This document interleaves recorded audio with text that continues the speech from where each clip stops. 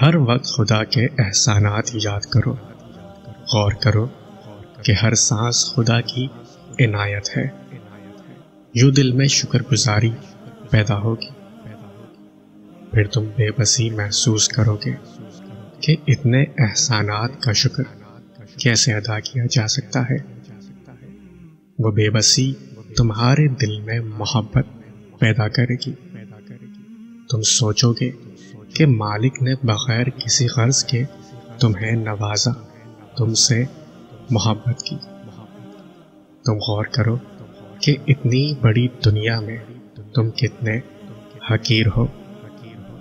سینکڑوں کے مجمع میں بھی تمہاری کوئی پہچان نہیں ہے، کوئی تم پر دوسری نظر بھی نہیں ڈالے گا، کسی کو پرواہ نہیں ہوگی کہ تم بھی ہو۔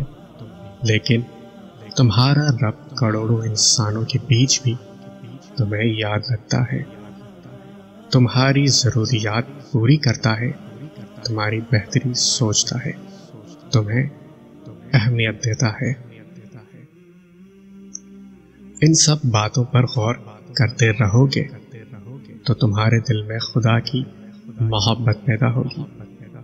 اس محبت کے ساتھ بھی یہ سوچتے رہو گے تو محبت میں گہرائی پیدا ہوگی، اور پھر تمہیں خدا سے عشق ہو جائے گا۔